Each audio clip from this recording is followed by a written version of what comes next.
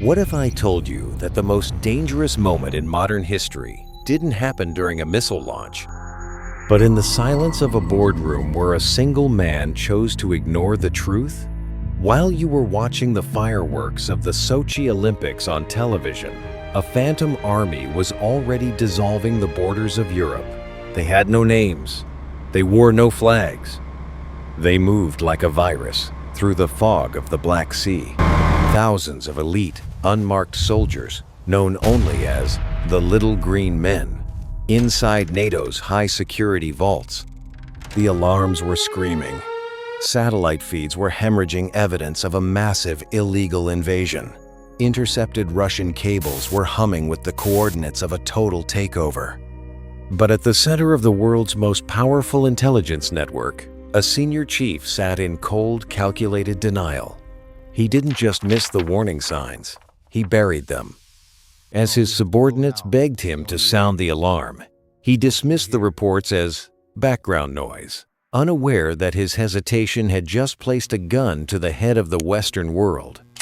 This is the story of how one man's refusal to see the obvious nearly triggered a nuclear exchange, a secret war that was won before the first shot was even fired. To understand how close we came to the abyss, we have to go back to February 2014. The air in Crimea was thick with a strange, heavy silence. Usually, the peninsula was a hub of activity, but something had changed. The internet started flickering, cell towers went dark, and then the sightings began. Local residents reported seeing trucks, thousands of them with their license plates painted over in black. Men stepped out of these vehicles carrying the latest VSS Ventores sniper rifles and wearing digital Flora camouflage. They were professional, they were synchronized, and they didn't say a word. To the world, they were ghosts. To the analysts at NATO, they were a death sentence for the existing global order. 2,000 miles away, in a windowless room in Brussels, a young intelligence officer stares at a monitor. He's looking at a heat map of electronic signatures. Usually, the Crimean border is a steady hum. Today, it's a roar. He sees the pulse, the unmistakable electronic footprint of the Russian GRU. He realizes that this isn't a drill. It's a decapitation strike. He rushes the file to the senior intelligence chief. Let's call him the director. The director is a man of the old guard. He survived the Cold War by being cautious.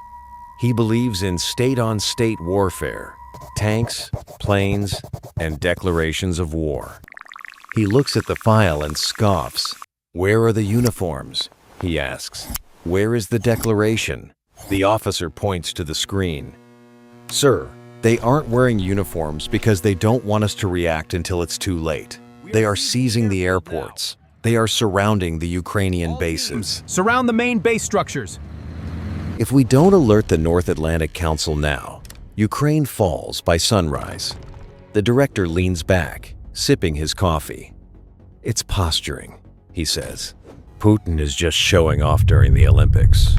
If we call this an invasion, we start a war." We wait. That wait would become the most expensive pause in modern history. While the director waited, the situation on the ground turned into a pressure cooker. At the Belbek Air Base, Ukrainian Colonel Yuliy Mamchur found himself surrounded. He and his men were looking down the barrels of these little green men. Imagine the psychological warfare.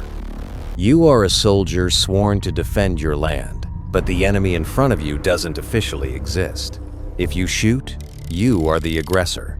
If you don't, you lose your country. Mamchur led his men toward the invaders, unarmed, marching and singing the national anthem, hoping to shame the ghosts into retreating. The little green men didn't flinch. They fired warning shots into the air. The sound of those bullets echoed all the way to Washington and Moscow. At that moment, the world held its breath. If one Ukrainian soldier had panicked, if one bullet had struck a Russian chest, the ghost war would have turned into a hot war. Russia had 150,000 troops staged just across the same border, waiting for any excuse to protect ethnic Russians. On the other side, NATO ships were entering the Black Sea.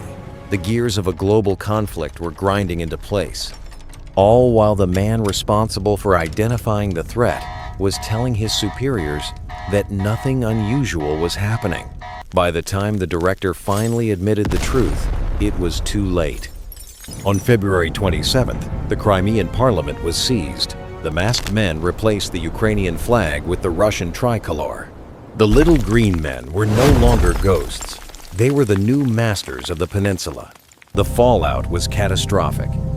Because NATO failed to identify the invasion in its gray zone phase, they lost the chance for a diplomatic deterrent. How could they let this happen? All diplomacy is lost. We're out of options, sir. There's nothing left. What are we gonna do? What are we gonna do? The world was presented with a fait accompli, a finished product. The intelligence chief's denial hadn't prevented a war, it had invited a conquest. But the real horror was how close we came to the unthinkable. Declassified memos now suggest that during those 48 hours of silence, Russia's nuclear forces were placed on high alert. They were prepared to use tactical nukes if NATO intervened to stop the unmarked units. We weren't just watching a land grab, we were walking through a minefield in the dark. The senior intelligence chief was eventually quietly reassigned, his name scrubbed from the high-level briefing rotations, but the damage was done.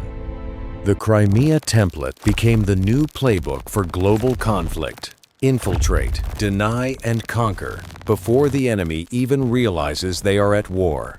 Today, the little green men are no longer a mystery, but a warning. They remind us that in the age of cyber warfare and hidden operations, the greatest weapon isn't a bomb. It's the ability to make your enemy doubt what they see with their own eyes. We live in a world where the borders are no longer lines on a map, but lines in the minds of those who guard them. And as we look toward the future, we have to ask ourselves, are the shadows moving again? And this time, will the people in power have the courage to believe the truth before the silence becomes permanent? History is not just made by those who act, but by those who watch the shadows grow and choose to look away. Don't look away, because by the time you see the little green men, the war is already over.